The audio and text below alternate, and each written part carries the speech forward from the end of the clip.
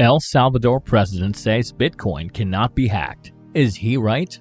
Hello lovely YouTube family, welcome back to Crypto Millionaires. Before we start, I'd want you to hit that red subscribe button so that you never miss out on any of our videos. Do you think Bitcoin cannot be hacked? Well, let's dive into this video to know what the El Salvador president has to say and whether he is correct or not. So it is true that Bitcoin is adamant about hacking. Money can be stolen from your pockets, but the Bitcoin community as a whole cannot be hacked.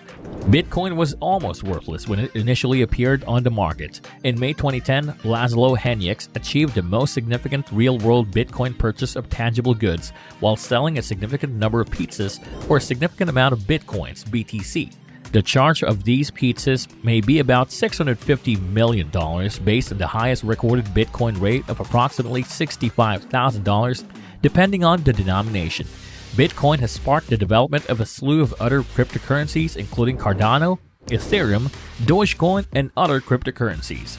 Anyone with a basic understanding of technology may develop their coin, which may not appear to be remarkably steady, yet Bitcoins and blockchain technologies are highly resilient. Cryptocurrencies, particularly Bitcoin, are gaining in popularity. El Salvador became the first country in the United States to formally recognize Bitcoin as a criminal offense last month. El Salvador's President Nayib Bukele posted on Twitter on October 5 that hashtag Bitcoin cannot be hacked. This comment has sparked people's curiosity all across the world.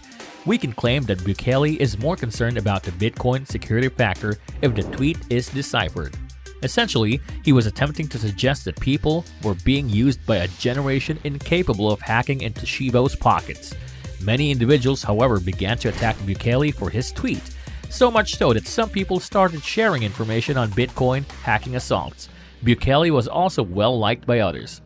Now, is it possible to hack Bitcoin? Although it is no longer feasible, hacking Bitcoin is exceedingly challenging. Money may be taken from your pockets, but the Bitcoin community as a whole cannot be hacked. Bitcoin uses the blockchain creation method, which renders hacking extremely difficult. The logs aren't kept in a single location or on a mission-critical server. It is distributed to the computer systems community, which may examine and verify its accuracy regularly. Since the inception of Bitcoins in 2009, there has been no significant increase in singles from the hacking community. Yes, there have been examples of wallets being hacked. As a result, it is highly beneficial for Bitcoin buyers to take every care to protect their funds. It is difficult for someone to break into many people's wallets and steal cash in a buying and selling system like virtual money. As a precaution, the object's identity system is being expanded. Hacking Bitcoin, on the other hand, can be adamant. However, we cannot rule out the possibility. So, what exactly is a blockchain? Blockchain is a paid record that records and authenticates transactions using hashing functions to create a unique fingerprint for each transaction. Transactions are signed and validated as unique before being enrolled in a multi-transaction block that cannot be altered. The blockchain is made up of these blocks. How reliable is the blockchain? SHA-256 hashes protected the same degree of encryption used by the military, banks, and private digital networks (VPNs). On the other hand, SHA hashes offer an individual fingerprint for each transaction that cannot be rebuilt, unlike encryption decoded.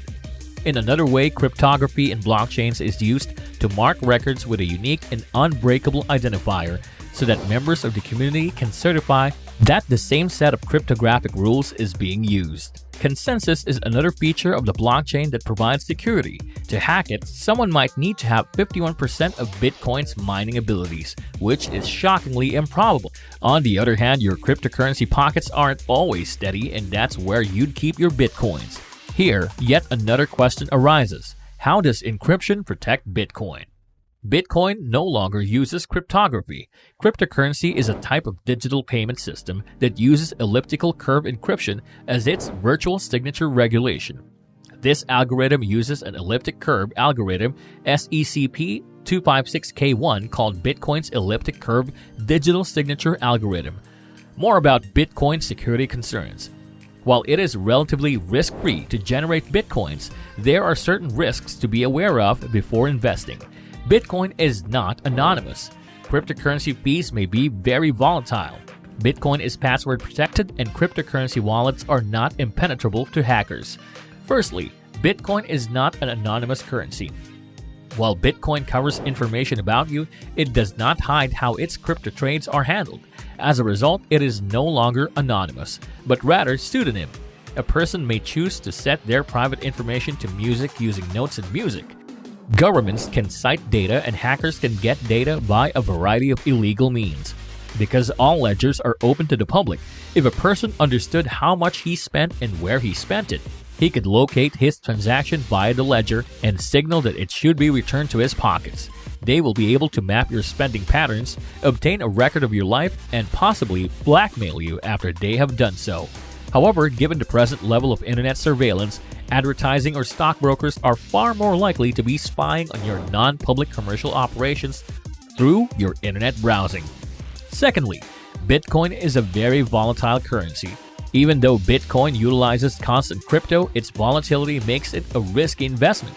Without a legal framework and a global market open 24 hours a day, a Bitcoin worth $60,000 one day may be worth $30,000 the next. You cannot touch any crucial authority to improve one's account. Many people have lost tens of thousands of dollars due to forgetting the password of their cryptocurrency wallets. That's just one of the many reasons one should always utilize a password manager. However, your measures will not be sufficient. After the death of its creator, a well-known crypto alternative did not refund $190 million to its clients without exposing the most practical password. Third, Bitcoin is vulnerable to theft. Phishers. The phishing scams require you to provide banking information and crypto wallet credentials and personal information. Fake emails or texts demanding your personal information should always be avoided. It includes phony websites that are misleading. Fake websites can try to fool you into giving hackers your personal information. Phishing assaults are also there that are, although rare, a hacker may try to unlock your cryptocurrency wallet via a phishing attack. Malware is the thing. A lot of malware targets Bitcoins and Bitcoin wallets. You need to watch out for dangerous programs that may attempt to steal the private key to your crypto wallets, as well as crypto mining malware that causes your laptop to perform crypto mining for a hacker. Concerns about Bitcoin cybersecurity. Is Bitcoin safe? The document, A Survey on Bitcoin Security and Privacy Issues, distinguishes between two sorts of cryptocurrency assaults: those that target the device and the whole consensus protocol based mostly on POW, as well as attacks by anomalies centered on Bitcoin entities and networks. Attention, I'm not going to list them all, but I'll give you a quick rundown. We have the following in the proof of work protocol, which is primarily based on complete consensus. First is assault against one's racial identity. This assault, also known as double spending, targets businesses and merchants by requiring the same amount of Bitcoin to be spent on many transactions. As a result, a slew of contradictory transactions was reported in quick succession. Second is Finney's counteroffensive. It happens when an evil actor throws a Bitcoin block that has already been mined overboard. The final effect is a twofold increase in costs. It occurs when the malicious miner obtains a service or product from the victim, a service provider. The third is mining for personal gain. This technique, also known as a block drop attack, takes advantage of forking. When chains connect Bitcoins, the chain splits, forcing the Bitcoins to run in a different direction to offer you a piece of a bigger cake. Fourth is a large amount of pressure applied in Bitcoin, private mining on a fork by a merchant or service provider that results in double spending. That's the way it's supposed to be done. This is a set of attacks that target both merchants and merchants by exploiting flaws in the complete consensus protocol, which is mainly dependent on POW. Now let's look at assaults directed against the community as a whole and specific organizations. Here, bribery is the first type of assault. In a nutshell, you pay someone to remove it for you. Second comes compensation for the attack. Have you ever attempted to return something to the store where you bought it? As you can see, reimbursement coverage is a pain to deal with, but it's well worth it to collect your money. BTC transactions have refund procedures, and you can guess what happens if someone takes advantage of the policy's flaws. Then you will undoubtedly face a refund assault. The third is wallet assassination. Public key crypto protects Bitcoin wallets. As a result, you get two keys when you make a bag: a public key for encryption and a non-public key used for decryption. The hostile actor destroys or steals your private key in a pocket theft. Sybil is number 4, and it concerns William Wilson's position in the community. In a Sybil-kind attack, the risk factor creates several digital identities to mislead clients or the entire community. Lastly, number 5 is taking the offensive lead. What is the biggest method for breaking a chain? Of course, by eliminating it. You are removing one of your ties. During this sort of assault, the risk factor may isolate one or more nodes from the network to slow or even stop the block from spreading. Remember that each block in a blockchain is based on the block that arrived before and is the only thing that follows. That's all about it. Let us know your views in the comments. Until the following video, stay tuned and subscribe for more.